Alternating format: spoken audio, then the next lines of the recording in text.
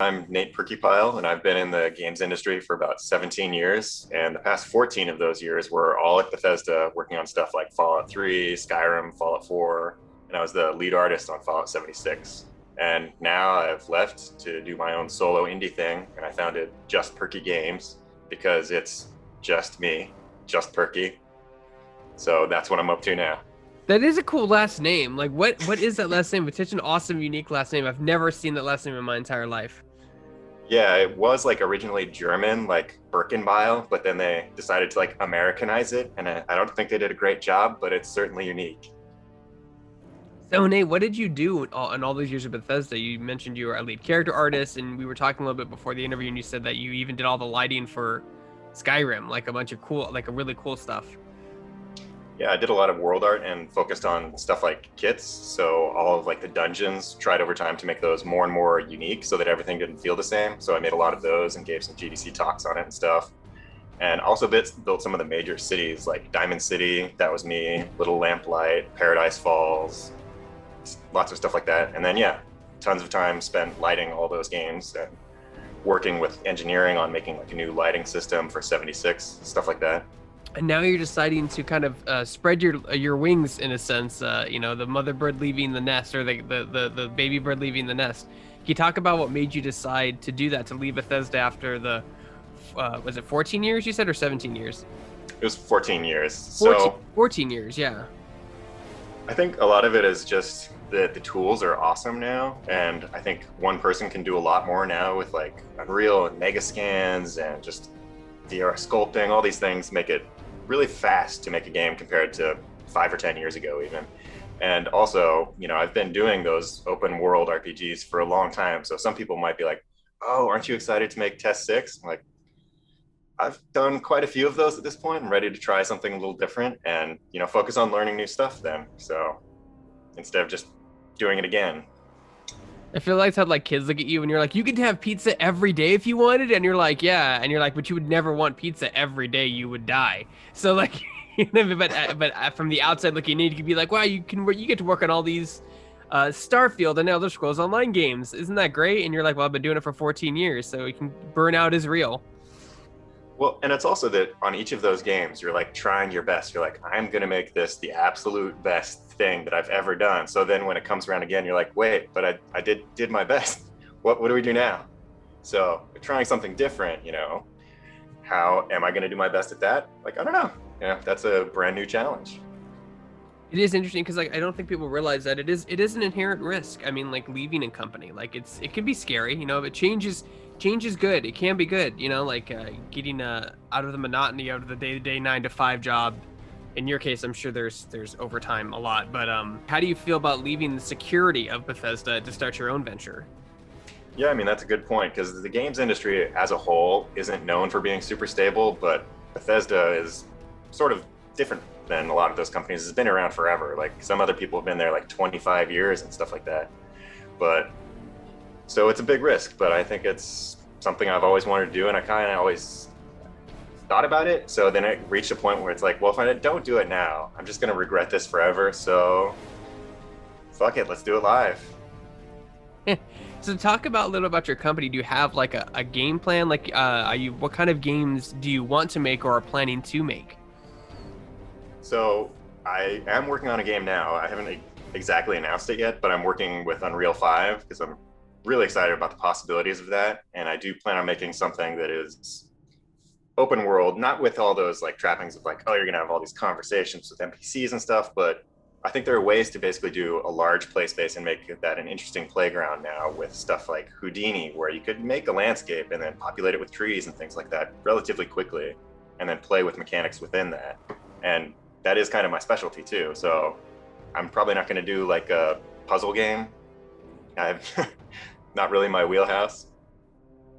Yeah, I mean, like you talk about like how technology has changed, because for a while there, like open world games is what everyone wanted. Arguably, it's still what everyone does want. I mean, the freedom to go into a world and kind of go wherever you want to go and do whatever you want to do. How is that experience over the last 14 years going to help you in your new endeavor? I think I just have a lot of experience thinking about how to build a space and like where to put the landmarks and how you space things out for the encounters and having the right amount of variety in that. So I've just been thinking about that for a long time. And frankly, it's just what I enjoy in games, because I like being in a game where you're in a place, not necessarily like just exploring mechanics and stuff like that. Like I'm not super into city builders and things like that, because I always sort of see the game, but I like it when you just are in the world, like playing Subnautica or something. Even though I've done open world games, I just forgot I was playing a game and just super immersed in that. And that's what I like in games. You talk about the challenges when doing that. I mean, like, for example, I'm just going to use Fallout 4 because everyone knows what it is. It's a huge game, but like, how do you scale it down or make sure that it's not too big so players aren't walking forever? How do you make sure that stuff is spread out so it's not too spread out, not too cluttered? Like, these are the things you probably have to deal with every day, or had to deal with every day.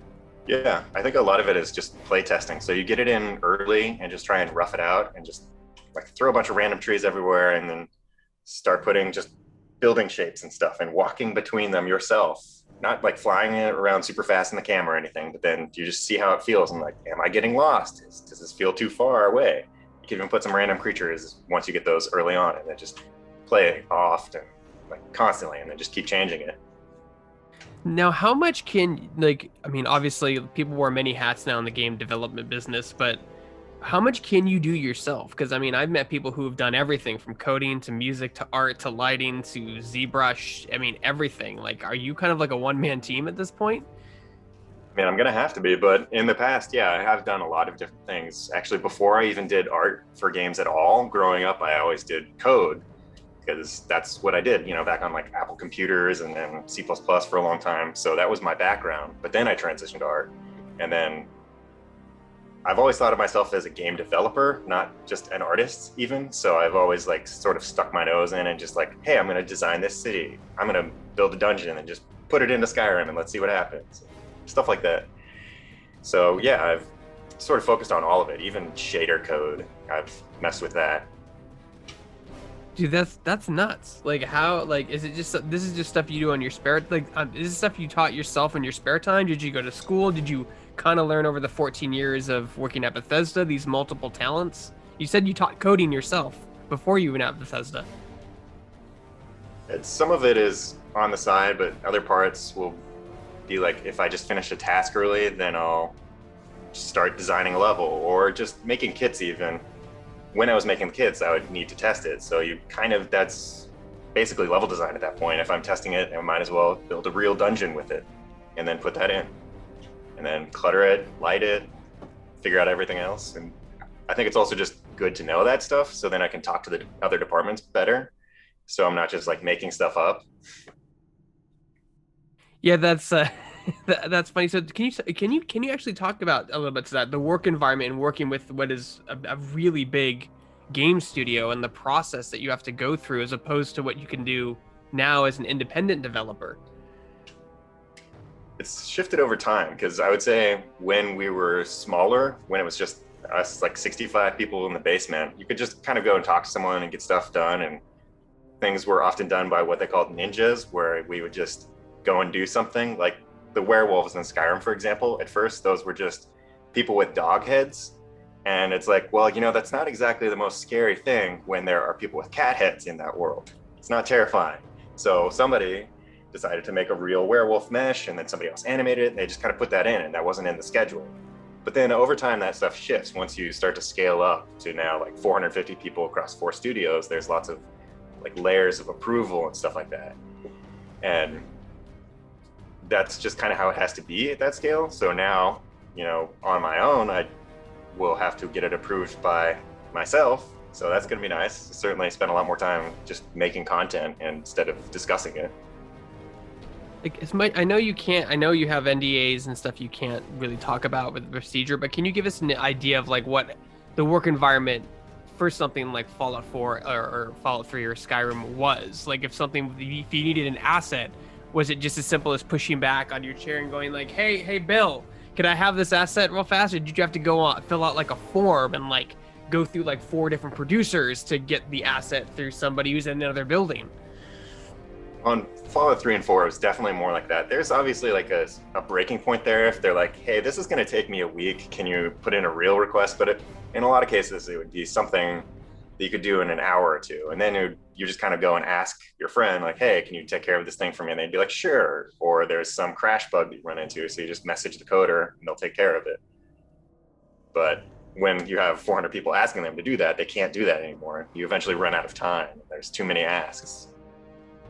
Yeah, I mean, there's not the famous phrase is we don't have infinite money. As much as we'd love to have infinite money and time, you don't. You have, investors, you have a budget, you have a certain amount of time you need to get this done. And that's why stuff gets cut all the time. I remember Todd Howard mentioning that there was a mini game where like you repaired yourself with surgery, but they had to get cut because they didn't have the time or the budget to do that. And it's, man, the stuff you must see that starts out and then gets cut has got to be so cool. The stories you could tell from that perspective. That's true, but not as much gets cut as you might think too, because some people will take it as their passion project and finish it anyways. So you mentioned that you love open world games. You're like a world builder essentially, both Beth in a literal meaning and in a figurative meaning. Can you talk about like what you said you're not allowed to announce the game, but you said it's going to be an open world. I remember on the Indielicious panel you said that you really enjoy horror games, or you're looking into making a horror game. Is it going to be like an open world horror-esque game? Yeah, I was using the phrase horror adjacent because I like games that are like along those veins tonally, but in a lot of cases the game might be like maybe a little too intense for some people. Like I think Resident Evil is a good example. It's like those are kind of scary games, but they're really not that scary. It's more of the themes. So I think it's going to be something along those lines. There's a lot of interesting stuff to explore there. Oh yeah, I definitely think, I think that just comes with certain genres. They evolve and change. I mean, I thought Resident Evil was really scary. 1 and 2 and 3 terrified me, but now as an adult, and that could be because I was younger, and now as an adult, like Resident Evil 7 and 8 don't really scare me as much. But it could be because I'm older, so. It's true, it could be that. But I always found stuff like Amnesia a lot scarier. It's like, you don't even have a weapon in that. You're just like, and running and hiding. As technology has continued to improve, you talked a little bit about like Unreal 5 and the things you can do with it. How is that going to help you as your journey as an independent game developer? Well, they have that new technology, Nanite, and basically you don't have to worry about poly counts anymore. So you can kind of just go to town and focus really on the art then and like sculpting really fancy things and bringing them in, or photogrammetry, and just go find something in the real world, take a bunch of pictures of it, and throw it in the game. So stuff like that will be, I think, both a big time saver, but also really improve visual fidelity. It's almost like soon in Unreal, it's going to be easier to make a really realistic looking game than like an indie stylized thing in some ways, because you don't have to sit there just like building rocks. Like there are rocks in the world. You can just bring those into the game now. That the rock problem is solved. Like it's funny, like how many assets do you have to create for something like as a big open world? Because I mean, like I know, like you said, we've talked about time and energy and money. Like there's a budget, but how many different types of rocks do you have to build in the world? How many different types of walls that do you have to build in the game? Levers, textures, that kind of stuff for like say like a Skyrim dungeon. Like, do you have to make a lot of those assets, or is it like a hard like 3 for this, 2 for this, 1 for this, and you can just reuse it? There's definitely a lot of reuse. So rocks and stuff like that, we usually had like 5 of each type or something. So you'd have like 5 medium rocks, 5 small rocks, 5 big cliffs. Then it's all just about the arrangement of those things. So in total, though, you are talking about like thousands of assets, but a lot of that comes from clutter, really, which is like all the knickknacks you're going to put on people's bookshelves, and for all that environmental storytelling. That is the bigger asset lift compared to the actual world itself. Like, you could do a whole open world with like 100 assets to just get the actual like landscape and the things for that. It's all about like the density of the built locations where the real number of assets comes from. Yeah, I it's funny. I absolutely love environmental storytelling in games. I think a good example of that is like BioShock does that so well. Like where you can walk into a room, kind of look around, and without hearing anything or having an NPC talk to you, like you can tell what happened. You know what I mean? Or you can follow a story through like, multiple buildings without any dialogue and kind of see what happened here. And of course, audio diaries are great. They add atmosphere and they kind of explain it. But I think that takes a lot of effort, and it's it's very underappreciated in games, environmental storytelling, because people just want to know, where do I have to go? What do I have to kill? Who do I have to talk to? And they can just blaze through everything, not looking at anything else. I mean, I don't know. I think it's just interesting. I think it's a big part of what made the Bethesda games stand out, actually, is that they're not designed that way and sort of went out of their way to like not highlight the loot and stuff like that. So you'd have to go look at that shelf to like find the ammo, for instance. And then because you're having to actually use your eyes and not just look for the glowing stuff, you notice that stuff more. And then it also makes it more fun to develop, because in a lot of cases, no one was like going to an artist saying like, hey, put that teddy bear with a magnifying glass and a funny hat on. Like, nobody told them to do that. People just do that because it's fun to sort of make these stories as you build a space. Yeah, it's funny because I'm playing through Fallout 4 right now, and going through that game, I'm noticing little things in corners and things, just objects arranged in a weird way that are funny, or like storytelling. Like, what? Like, that is so weird. Like, why would, like you said, the teddy bear? Like, why is that there? Why does that look like that? And just it's the artist being artist. Yeah, it's a good way to entertain yourself as you have to clutter like 200 dungeons. Helps keep you sane, and you know it's gonna crack people up later once they notice it.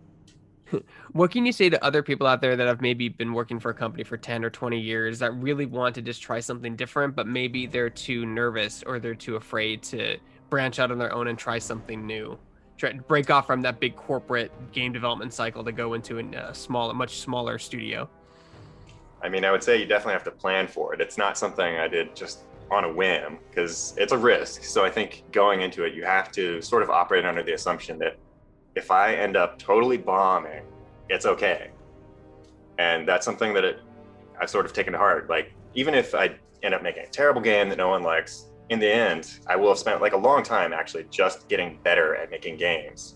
And, you know, I could always get some other job later. So I think that's okay to view it that way. Obviously, I hope that's not what happens, but it's good to be realistic. You have like a safety net. You have like 14 years and like these like 3 of the biggest selling games of all time on Fallout 3, 4, and Skyrim. You know, like here's my resume, and it's like, you know, so that's kind of a good thing to not necessarily fall back on. Just it's impressive because, you know, you've worked on these really big IPs at a time where, you know, it was really hard to make those IPs. I mean, I feel like with technology, it's gotten easier. Developers have an easier time making games of that scale or size. They may not be like as polished or whatever as nice, but like Valheim's a good example. Didn't like 10 people make that game? It's like an open world Minecraft game. It's like insane what you can do with the technology today. I think it might have even been 5. Yeah, so, it's like even like less. It's super impressive. It's absolutely crazy, but like it's you always have that. You always have that experience, and that's what it is. There's a great saying that I love, and that says you learn nothing from winning. You know, like, I think that's a good saying, because you don't. You know what I mean? If you play a board game, if you play a tabletop game, I'm a big tabletop gamer, and you win all the time, like, you don't know what you're doing right. You're just winning. You're not learning anything. But when you lose, you're like, what did I do wrong? And you can go back and look at it. So I think it's a good experience, you know? Yeah, and it also reminds me of that saying in Terminator. It's like, there's no fate but what we make for ourselves. Yeah. And I like that it's now like up to me what happens, as opposed to everything else is being decided somewhere else and I'm just doing a part of it. Like, that's fulfilling enough for some people, and some people are okay just doing their job and just doing art. But I like being more hands-on and involved with all of that. So I think that's really interesting. You know, as an artist, I'd love to get your thoughts on ray tracing. Do you think it's technology or a thing that's here to stay, or do you think it's kind of like a fad that'll pass after a certain amount of time, and then we'll focus on the next big thing after ray tracing, whatever the hell that is? I think it's sort of twofold. Like, I think it's going to be here to stay, and it has really good benefits. Like the ray traced reflections in particular, that's a great way to get those results. And like, I've been harping on good reflections in games for years and fought to have like more specific ones in 76. Because actually, if you go back to Fallout 4 and you look at any reflection of anything, you'll get like a robot and you put him in a cave and you look at the shiny metal. You look at it closely, it's like, wait a minute, that's like a Boston city street. And it was like totally wrong. And so it makes this sort of disconnect. So having that really accurate and having, like, you have a car there, you see the car in the reflection, it helps ground things and makes it just frankly look a lot better.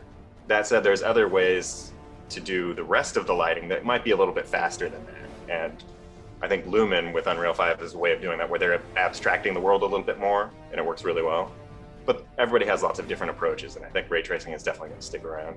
Yeah, because I specifically remember, I'm gonna date myself here, a Game Pro magazine, and like from cover to cover it was reflections, and it wasn't like lighting reflections, it was like character reflections in mirrors and objects, and that was like gonna be the next big thing, and then just never heard about it again. It was the weirdest thing, because I know there's a select few games that do it, and when they do it, you're like, oh wow, I can actually see myself in the mirror and I move around, and then like after that though, I feel like they just went on to the next big thing, which is fine because technology is changing so rapidly.